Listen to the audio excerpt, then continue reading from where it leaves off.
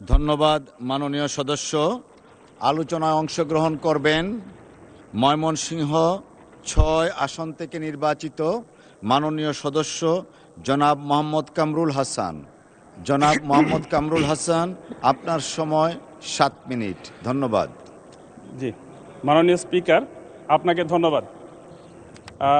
বিরোধী দলের সদস্যরা বক্তব্য দিতে শুরু করলেই মাননীয় সরকার দলের সদস্যদের মনে আসলে কষ্ট শুরু হয়ে যায়।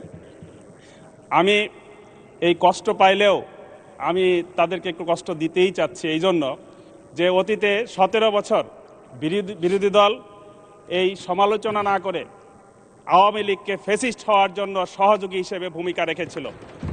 মাননীয় স্পিকার, আমরা বিএনপির কল্যাণ চাই, দেশের কল্যাণ চাই। আমরা চাই না বিএনপি ফ্যাসিস্ট হওয়ার সুযোগ পাক, সেই জন্যই আমরা যৌক্তিক বিরোধিতা করব ইনশাআল্লাহ। মাননীয় স্পিকার, আমি বাজেটের উপর প্রথমেই বলতে চাই যে এই সংসদে সরকারি দলীয় সদস্যদের মুখে একটি শব্দ বারবার উচ্চারিত হয়েছে। ওই শব্দের সাথে আরেকটি শব্দ যদি ওনারা যোগ করতেন তাহলে অবশ্যই এই শব্দটি, এই বাক্যটি পূর্ণ হইত। সেটা হচ্ছে এই সর্বকালের সর্বসেরা এবং সবচেয়ে বড় একটি বাজেট ওনারা বলেন। ওইটার সাথে অবশ্যই যদি সর্বকালের সেরা এবং সবচাইতে বড় ঘাটতির বাজেট এটা যোগ করলে বাক্য পূর্ণ হইত। মাননীয় স্পিকার, আজকে এই ২৬-২৭ অর্থ বছরে 2,43,000 কোটি টাকা ঘাটতি বাজেট ধরা হয়েছে। বিগত অর্থ বছরে 2,26,000 কোটি টাকা ঘাটতি ছিল। মাননীয় স্পিকার, ঘাটতির পরিমাণ কিন্তু বেড়েছে। আমি আপনাদের সামনে প্রমাণ করতে চাই এই ঘাটতি আসলে 2,43,000 কোটি টাকা না, বরং আরও বেশি। মাননীয় স্পিকার, গত অর্থ বছরে 4,15,000 কোটি টাকা রাজস্ব আদায় হয়েছিল, যা ছিল পূর্ববর্তী বছরের চাইতে 43,000 কোটি টাকা বেশি। আমরা যদি ধরেও নেই এই বছর সর্বোচ্চ রাজস্ব আদায় হবে, তাহলে সর্বোচ্চ আদায় হতে পারে 50,000 কোটি টাকা বেশি। সেটা ধরে নিয়ে হলেও আমাদের রাজস্ব আসবে 4,65,000 কোটি টাকা। মাননীয় স্পিকার, এখানে রাজস্ব আদায় ধরা হয়েছে 6,95,000 কোটি টাকা। তাহলে 4,65,000 কোটি টাকা যদি রাজস্ব আসে, তাহলে ঘাটতি থাকে 4,37,000 কোটি টাকা। আমরা যদি মনে করি যে 4,37,000 কোটি টাকা দাঁড়ায়, মাননীয় স্পিকার, এটার সাথে যদি আমরা সুদ যোগ করি, এই সুদও এক প্রকারের ঘাটতি। এই বছরে সুদ দিতে হবে 1,27,000 কোটি টাকা। মাননীয় স্পিকার, এই মিলে দাঁড়ায় 6 লক্ষ কোটি টাকা। মাননীয় স্পিকার, আমরা যদি দেখি যে 9,38,000 কোটি টাকার বাজেট বড় দেখালেও 6 লক্ষ টাকা যদি আমাদের ঘাটতি থাকে, তাহলে এটা হিসাব মিলবে কিভাবে আমার বুঝে আসে না। মাননীয় স্পিকার, আমার এই বাজেট দেখে একটি গল্পের কথা মনে পড়ে গেল। তাঁতির গল্প সেই স্কুল জীবনে শুনেছিলাম। একজন তাঁতি, তিনি তাঁত বুনছিলেন। এই সময়ে তিনি একটু ঝিমুনি আসলো। ঝিমুনি আসার পর উনি স্বপ্নে ডুবে গেলেন। মাননীয় স্পিকার, বন্ধুরা বলেন এটা নাকি স্বপ্নের বাজেট, আমরা তিরস্কার করি। মাননীয় স্পিকার, সেই তাঁতি স্বপ্নে দেখছেন যে এই তাঁত বুনবেন, কাপড় হবে, বিক্রি করবেন, টাকা হবে, একটা বাড়ি হবে, বাড়ির পাশে একটা বাগান হবে, তারপরে একটা পুকুর হবে, পুকুরের ঘাট হবে, উনি বিয়ে করবেন, সন্তান হবে, সন্তান বড় হবে। এরপরে সন্তান এসে একদিন পুকুর ঘাটে তাঁতি একটু বিশ্রাম নিচ্ছিলেন। সেই সময়ে এই সন্তান এসে বলবে, বাবা, মা তোমাকে ডাকছে, ভাত নিয়ে অপেক্ষা করছে, তুমি আসো, খেয়ে যাও।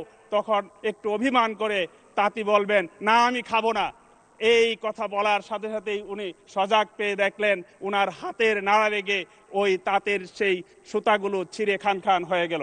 মাননীয় স্পিকার, এই বাজেট যেটা 6 লক্ষ কোটি টাকার এই ঘাটতি বাজেট, আমি মনে করি এরকম একটি দুঃস্বপ্নের বাজেটে পরিণত হয় কিনা আমাদের ভেবে দেখা দরকার। মাননীয় স্পিকার, আমরা এরপর আমি যে বিষয়টি বলতে চাই, এখানে রাজস্ব আদায়ে আমাদের দুর্বলতা রয়েছে। মাননীয় স্পিকার, রাজস্ব আদায়ের ক্ষেত্রে আমরা দেখি যে অনেক ফাঁক ফুকরে 1 লক্ষ টাকা যার রাজস্ব আসার কথা, ট্যাক্স আসার কথা, সে ফাঁক ফুকরে সিস্টেম করে 10,000 টাকা দিয়ে পার পেয়ে যাচ্ছে। এইখানে সরকারকে নজর দিতে হবে। আমি মনে করি কর জাল বৃদ্ধি করে যদি এই রাজস্ব আদায় বৃদ্ধি করা যায় তাহলে অবশ্যই এই বাজেট ঘাটতি অনেকাংশেই পূরণ করা সম্ভব। দ্বিতীয়ত আমি বলতে চাই, বাংলাদেশের স্বাস্থ্য ব্যবস্থায় যে বাজেট বরাদ্দ করা হয়েছে এখানে 69,409 কোটি টাকা, সেটা জিডিপির মাত্র 1.01।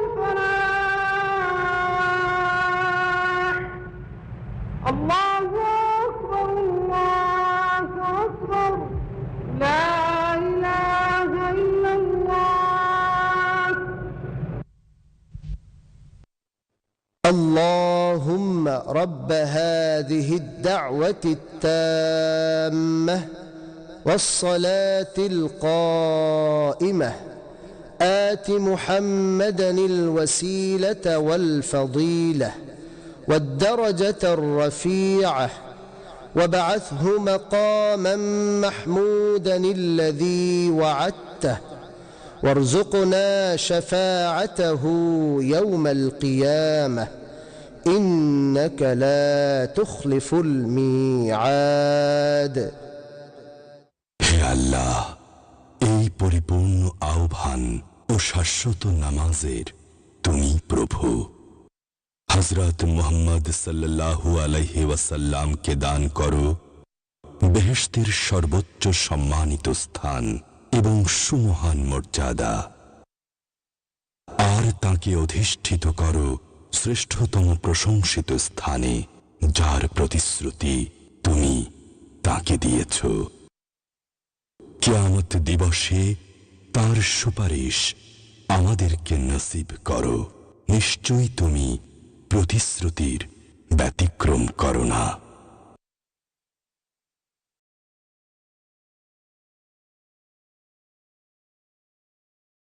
কিছু বলতে চাই।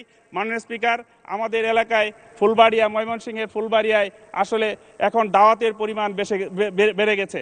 আমাকে বেশি বেশি দাওয়াত দিতে চাই। দাওয়াত যখন আমি সেই বাড়িতে যাই, যাওয়ার পর দেখা যায় জুতা খুলে সেই তার বাড়িতে যেতে হয়। মাননীয় স্পিকার, রাস্তাগুলো এত কর্দমাক্ত।